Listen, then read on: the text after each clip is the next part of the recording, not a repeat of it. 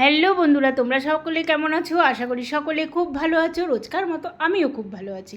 Anita's kitchen থেকে আমি অনিতা তোমাদের সামনে একটা নতুন রান্নার রেসিপি নিয়ে হাজির হয়েছি। দেখো, একটা বড় সাইজের ইলিশ মাছ নিয়ে আমি হাজির হয়েছি। ইলিশ মাছটার পেটে ভর্তি ভর্তি ডিম ছিল। তবে ইলিশ মাছ তো আমার প্রচণ্ড প্রিয় মাছ। তোমাদের কেমন লাগে একটু কমেন্ট করে বলো। দেখো, আজকে আমি রান্না করব ইলিশ মাছ ভাপা।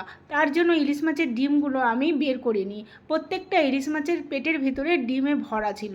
তার জন্য সাদা সর্ষে, কালো সর্ষে আর লঙ্কা আমি মিক্সিতে ভালো করে পেস্ট করে নিয়েছি।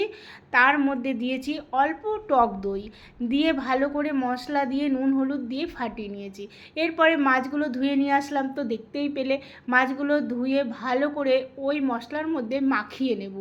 এপিট ওপিট করে ভালো করে মাখিয়ে নেব। দেখো, এইভাবে যাতে ডিমগুলো না খুলে পড়ে। যেহেতু ইলিশ মাছের ডিম আলাদা করে ভাজা খেতে প্রচণ্ড ভালো লাগে, কিন্তু আমি আজকে আর বার করিনি। ইলিশ মাছের ডিমটা বার করে নিলে পেটিটা প্রচণ্ড পাতলা পাতলা হয়ে যাবে, তবে ভালো লাগবে না খেতে। তার জন্য ডিমগুলো ভেতরেই রেখে দিয়েছি।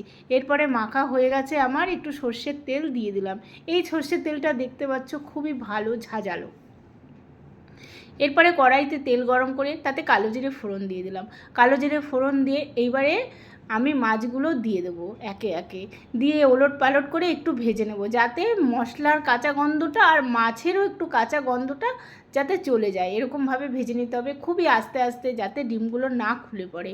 দেখো, আমি ভেজে নিয়েছি এরকমভাবে সুন্দর করে। তবে ইলিশ মাছ ভাপা খেতে খুবই ভালো লাগে গরম গরম ভাতের সঙ্গে। এই দেখো, আমার হয়ে গেছে। পুরো মাছগুলো আমি ভালো করে পেতে দিয়েছি। এইবারে যে মশলাটা দিয়ে আমি মেখেছিলাম সেই বাটি ধোয়া জলটা আমি এই মাছের মধ্যে দিয়ে দেবো।